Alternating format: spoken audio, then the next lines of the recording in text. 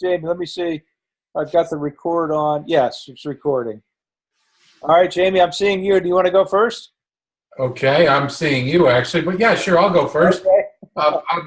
I'm much better this time around, but with my internship, it was actually a very good experience for me, and I was a little reluctant to do it, but everyone said that it was such a good program, and I'm really glad I got involved. I'm actually not finished yet. I still have another week to go.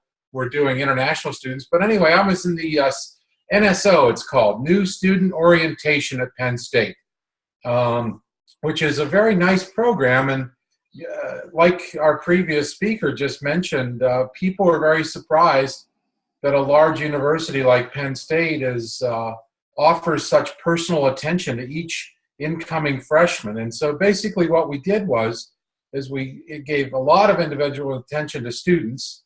We made sure to separate them from their parents, by the way, and we talked to students about their majors and making sure that they're in the proper college that they want to be in. And if they're not, and then we try to get them funneled into the right college and have this personal discussions about what college they should go into. And then in the afternoons, we meet up with all the students who are in the College of DUS, and we craft schedules for them for summer and or fall, or both.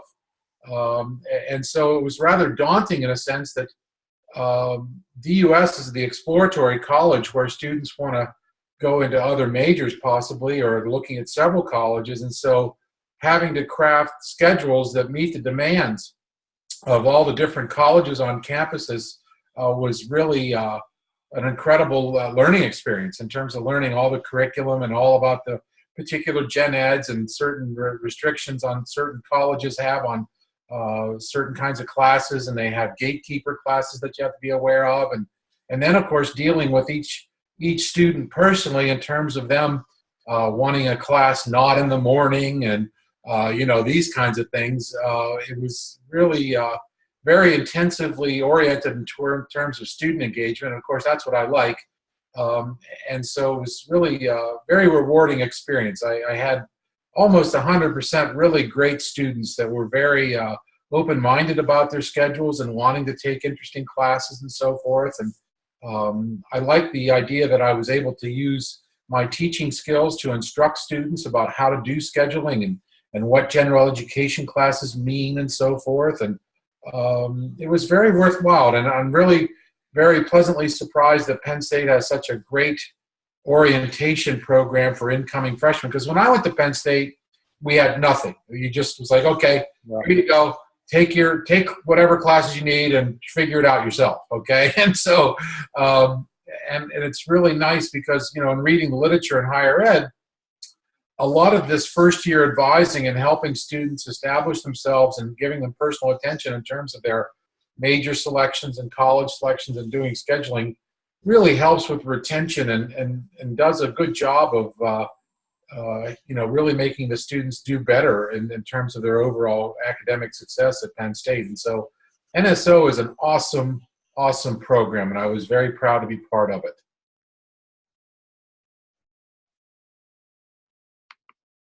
Okay, any questions for Jamie?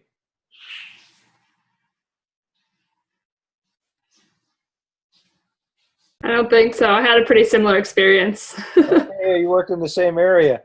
Yeah. Okay. Hey, Jamie, I just want to mention, I was wondering if you've been involved at all with the new general education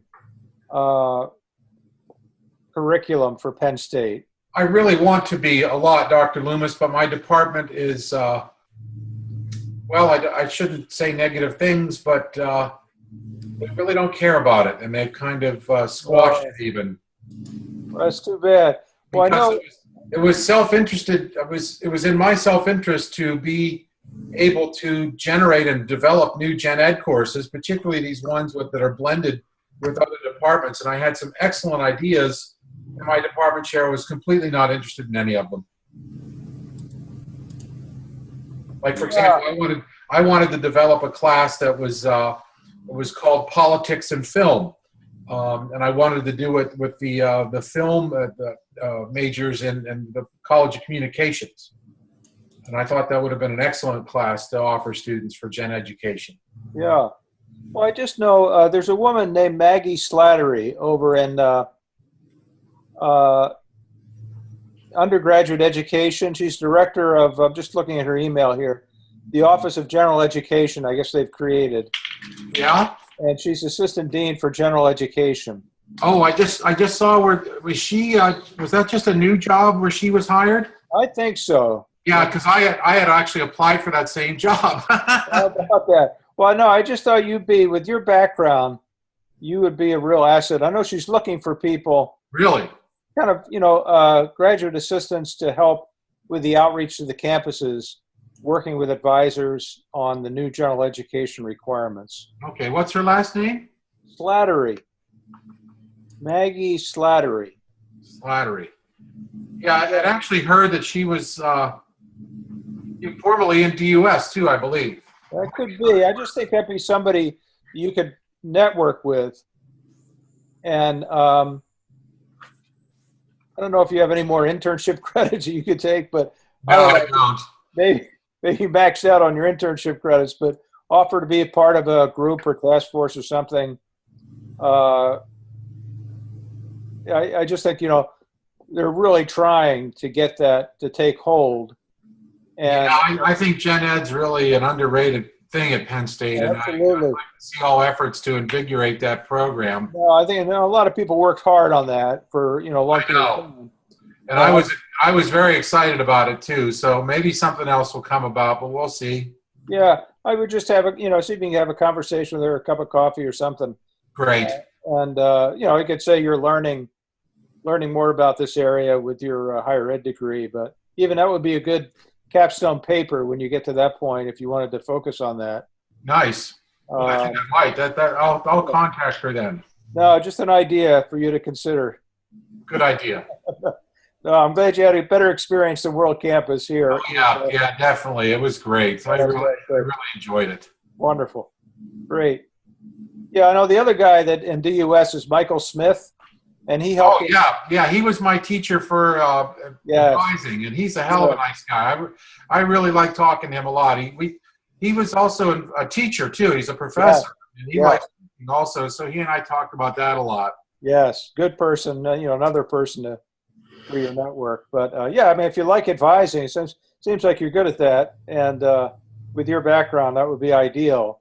Either working directly with students or managing. Oh, yeah. Well, that's what I'm hoping for. If this teaching gig doesn't, I have another year contract, but after that, I don't have a job. So yep. That's why I'm getting this degree. And NSO hopefully will help me out with that.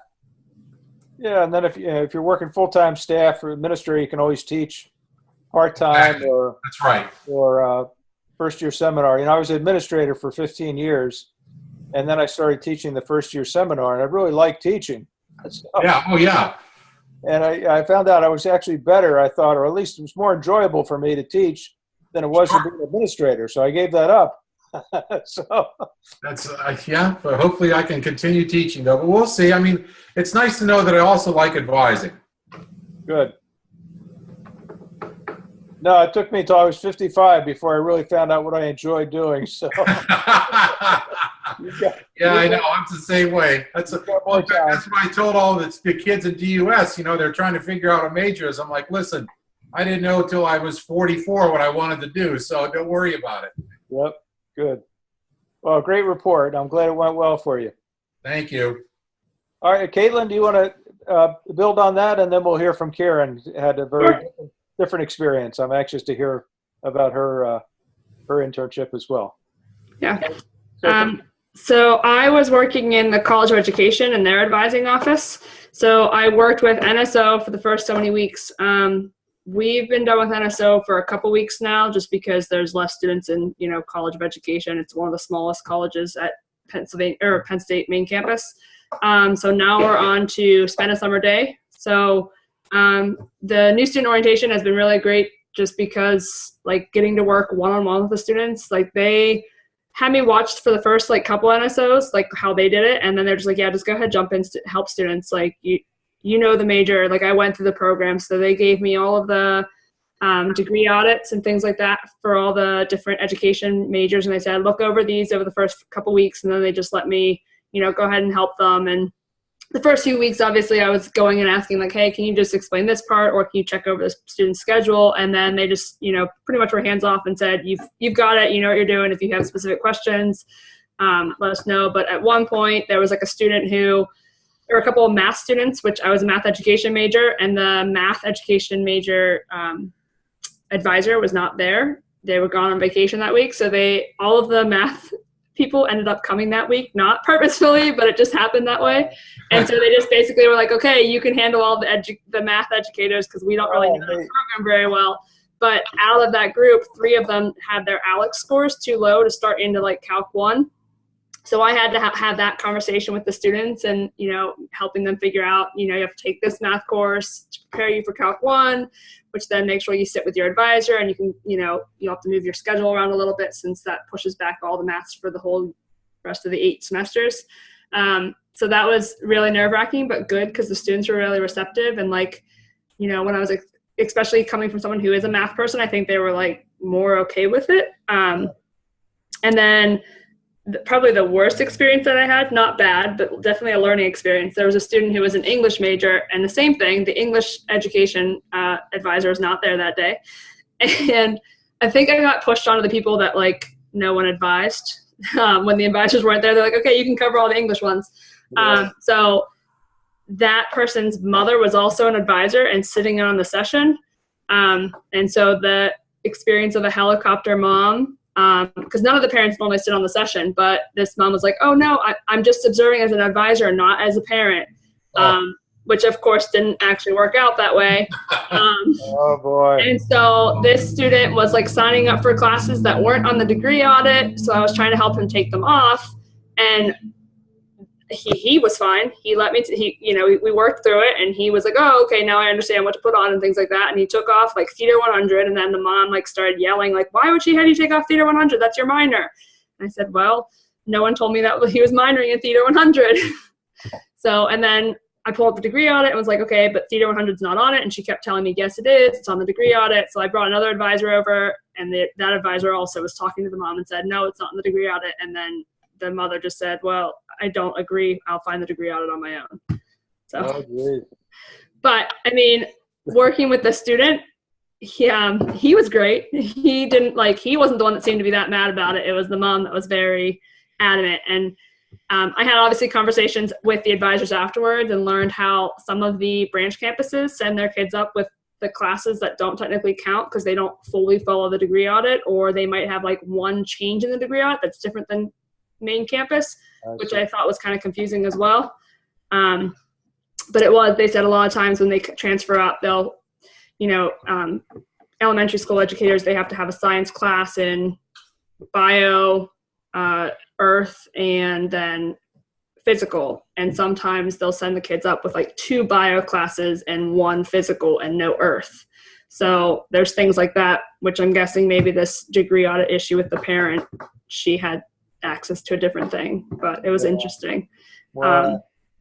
We learned a lot. No, that was like trial by fire. Yeah. And then you get somebody who's throwing a monkey wrench in with that whole area of helicopter pilot is real, particularly with this generation of students. Yeah. So and then you had the added problem with she knew a little bit, but not enough. Yeah.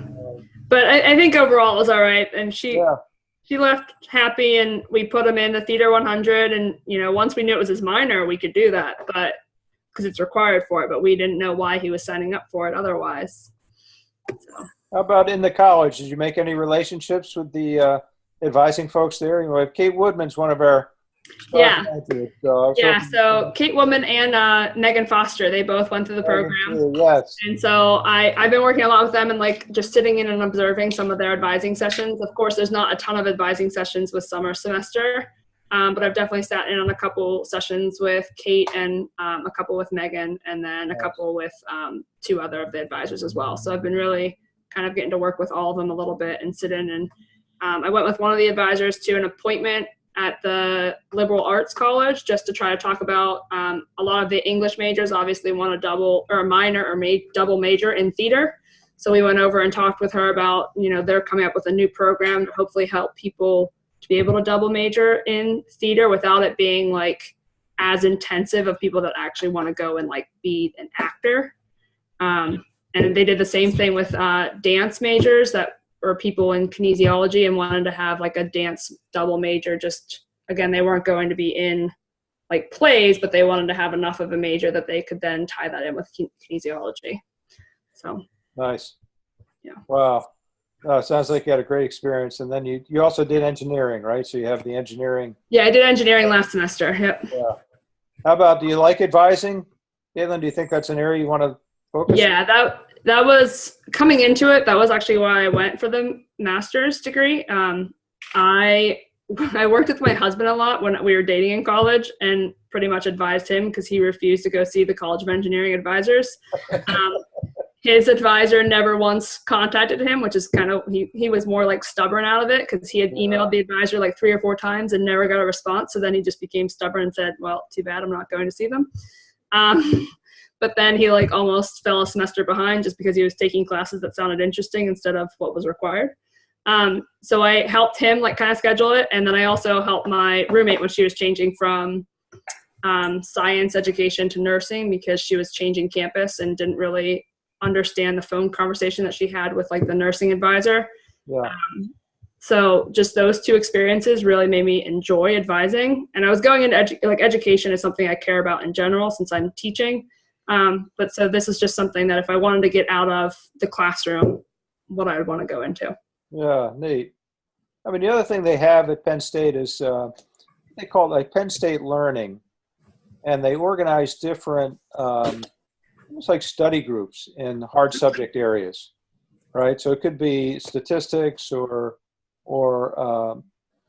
advanced math, that kind of thing, for the different colleges. Okay. So, and I'm thinking with your background, like, students do struggle either, to meet their math requirement. Yeah. Or, they're trying to do the advanced math for, pre-engineering, to get into engineering, that kind of thing. Yeah. So that would be something if you had a staff advising job, or if you wanted to work in that area, either teaching or tutoring. Yeah. Take advantage of your math expertise. That would be, this is very valuable. Yeah. For college, university, either remedial or advanced, and then again the whole transition, because you understand that population. Yeah, that's true. How do you help students transition from high school to college? Yeah. Pre-college programs, summer transition, that kind of thing. Yeah, that's a great thing to look into. Thank you. You got a lot of possibilities. Yeah. And something James actually said about the NSO program with it being 2 days and everything. When you said that, it made me think of it. I had one of the advisor or the department head of the advising. I don't know what he's called exactly. But Greg, he was actually telling me that they sent people to the other Big Ten schools that were real big, like Ohio State and Michigan, and that they all came up with to do the 2-day thing. So it's something that a lot of the Big Ten schools are doing, is that 2-day NSO sleepover thing and everything. So nice. Yeah, I think you're curious. I think that's good. That's good.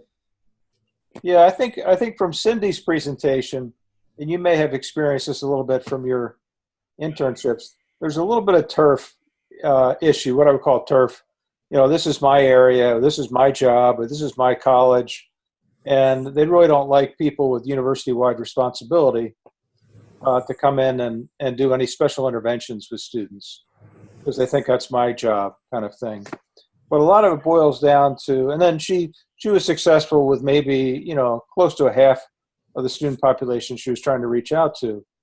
So a lot of it has to do with the relationship that you can establish as an advisor with the student. So if it's a, kind of a trusting relationship, where they feel that, you really care about their success, that can make a difference.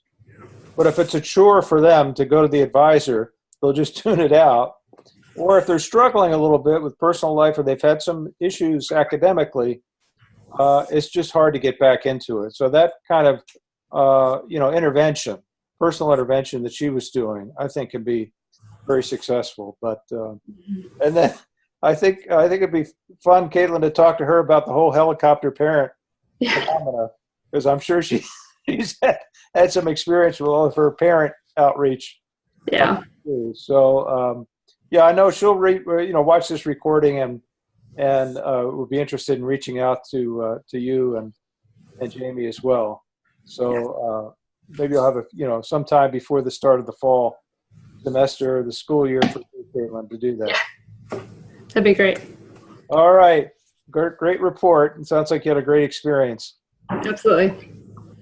All right, Karen, we want to hear about what you ended up doing. Okay. Well, I had a quick question. I just Yes. to clear up on what they were talking about. Cindy had said the students had 90 credits and they needed one more semester to graduate. How many credits do your students need to graduate? Not 120? I think it's close to 120. Depends on the major. Okay. But that's what I'm recalling. Yeah, close to 120. So they were maybe, a semester or academic year away from graduating. Okay. I think one of the things she said too, which I might have misheard, but she said something about they were at 120 credits, but they didn't have the required GPA. So then they had to take classes over to bring up that GPA and things like that. Good point. Yeah. Or they had missed a required class, or they didn't have a course transferred in that they could have transferred in, a variety of things that if you're looking at their academic record and doing one-on-one advising, you could help them kind of develop a strategy for graduating. Okay. And I wanted to add for our orientation, we ask students to come a week before school starts, and they spend a week sleeping on hall, Nice. doing orientation activities. But we have difficulties getting the commuting students to participate. So even though we offer them accommodation, they still prefer to stay at home and come to just day activities rather than also do the night activities, which are important for their social development, because in the day we focus on academics and in the night we do things like study skills, safety, working with other people. So they tend to miss out. The commuting students miss out on the night sessions. Yeah, that's too bad. So they can stay overnight and it doesn't cost them anymore? Right. Wow. Because we are, every commuting student is assigned to a hall. So they have access, they pay a fee every year. Yeah. And they just think that is lumped as waste money, but they don't realize, and they miss that too. It allows them to use the facilities on that hall and participate in their activities.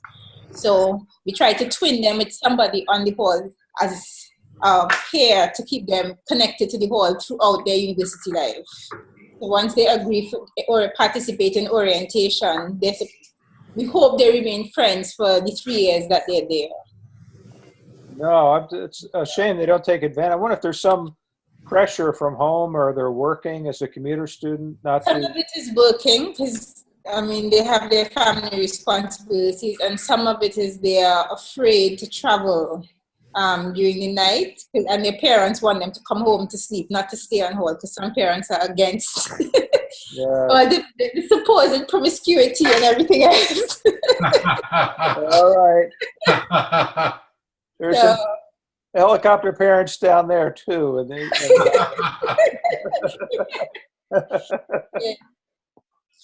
Wow.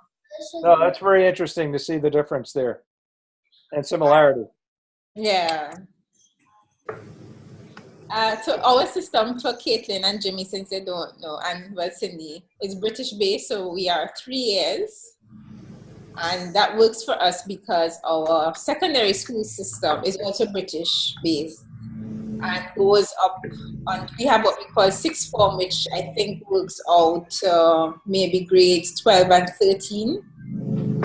Your high school stops at grade 12 or 11? 12. 12, okay, well then we grade 13 and 14 for us, because we do 2 extra years. You spend 7 years in high school. And in those last 2 years, you basically do what you cover in your freshman year. So you specialize, you choose then in high school what area you want to further your studies in, and you focus on that, and you do your pre-college. By the time you get to us, you have what your first year knowledge would be. So our degree is 3 years. That's for general BA, BSc. I've been doing my internship, however, in a professional program, dentistry. And that's a 5-year program. And it has been interesting because we have, right now it's a program, simply a program. And as of Tuesday, it becomes the School of Dentistry. So I have been involved in the paperwork behind transitioning it from being just a program to being a school. And the other interesting part of it has been that my supervisor is the director, and we're actually very good friends who work together. And over in my faculty, well, we say faculty, we all say college. So in my faculty, we're at the same administrative level. So we're actually peers on the org chart, but here he's my boss. So it's interesting when he says to me, when I say I have to reschedule or whatever, or I'm going to be a little late because my son was ill, if I call him, he's like, okay, so I also need that in writing and whatever. And I'm like, what is it? It's very interesting that he's demanding all these things. And I found that to be also very instructive because, as I mentioned in my journal, to me, I said, it's so important.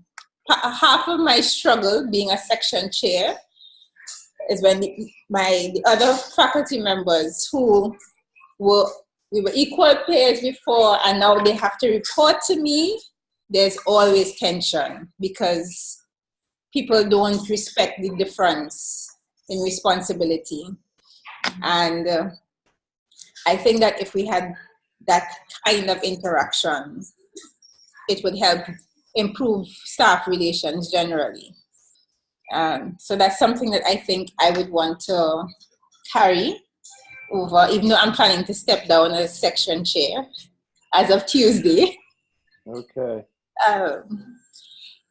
And another thing that I've had to be doing as part of the transition is building job descriptions. I have never done job descriptions like this before. And what I've done before is simply what the main duties would be and who you report to.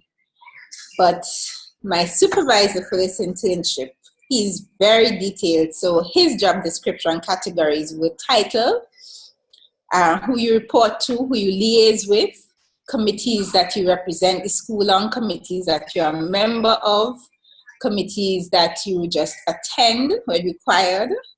Then he had duties. Then he had like other organizational responsibilities. And I was like, oh my goodness, this is a headache. I had to do from his post all the way to the gardener. Oh my goodness. That's a little more detailed than what we would do here. Yes. And he also wants operational procedures, like office procedures, down to basics like do not knock on people's glass when, because the walls in the buildings are half solid and half glass, as that's a design. And people have started knocking on the glass rather than knocking on the door. And he wants that written, do not knock on the glass. Oh, wow. So that kind of detail I didn't prepare for in terms of thinking things through. But I understand why he's doing it, because in our culture, people really have come with their own sense of what is work ethics, and they're very hardened against accepting persons telling them that this isn't right and they have to do it differently.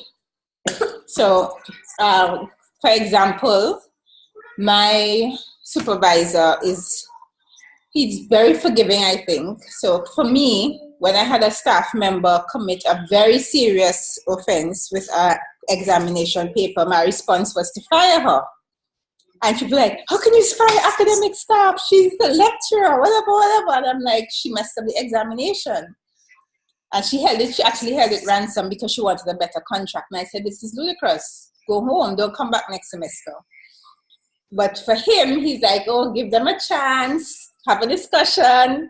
Interesting. That's not me. But I finally saw him fire somebody last month. I was so proud of him.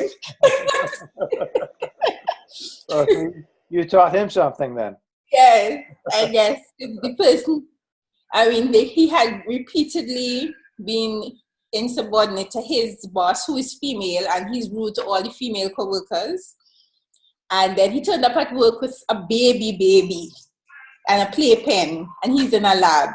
So this baby's inhaling all the fumes and everything all day, and he didn't ask permission, he didn't ask about daycare and cap, nothing. He just brought the baby to work. And we said, I was watching it to see how he'd respond, and he eventually said, okay, we're not renewing his contract.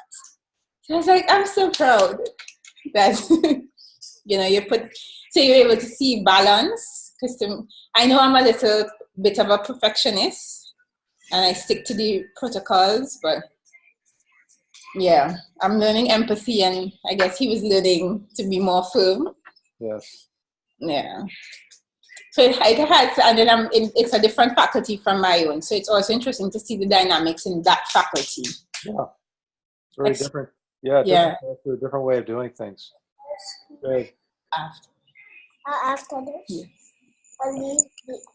Yes. Excuse me, my son is begging me for ice cream, and I'm telling him he has to wait. Go ahead. This is You tell me after. Mommy, this is broccoli. Okay. Please go play over there. Well, we stuck up behind you, so we got a chance to see him on camera. Oh. He's adorable. Thank you. Yeah, so and it's been a challenge to me looking at all the things I have to do and figure out, do I really want to do the reverse of what you said you did, which was be an administrator for all those years and then switch to teaching. And now I've been teaching for 17 years this year. I want to be an administrator. And I'm asking myself, is this really what I want? Yes. In terms of, and the time demands, it just takes so long to do everything. I found just to prepare one document can take a week. Stop knocking. To prepare one document, like I had to prepare application forms because now that they're at school, they're going to allow persons to transfer from the dental school on our sister campus. Right. So creating application forms, I said, oh yeah, man, I'll take a day to do that. I spent 3 days doing an application form because there's always some other data field that we hadn't thought of, and logistics between the two campuses that we had to discuss, and yeah. So it was really interesting. Yeah, now that all the what I would call the bureaucracy in Yes. administration can be very frustrating at times. But I still think you should consider that as a possible career path in the future before you return to teaching, or and I'm hoping still that, and I would talk to Karen Paulson about this, whether you could come, get sponsored if you could, and come to our Academic Leadership Academy program next summer. And you could do that. When are you planning to finish the M.Ed. degree? In December. December, okay. Yeah, I think that would give you kind of a different perspective on administration and leadership. And I know people would really value your experience, and it would give us a different perspective as we're talking about different things. So, and then you'd have a chance to meet people face to face who you studied with too here. But no, it sounds like you had an interesting experience, and you're still going to be friends with this person that you worked with, right? Yes. Okay, good. That's good. No, it's funny how your relationship changes depending on the work dynamic, right? Right. You can be colleagues, and then and then it changes. So, and everything is going through for the change to the School of Dentistry? Right, everything is going through. Very good. Well, I'm sure you made a great contribution there. Yes, he said I did. And in addition to doing that, I forgot we had accreditation review going on. We had documents to submit to keep the accreditation for the program. And that he said he really valued how I helped them push through that paperwork.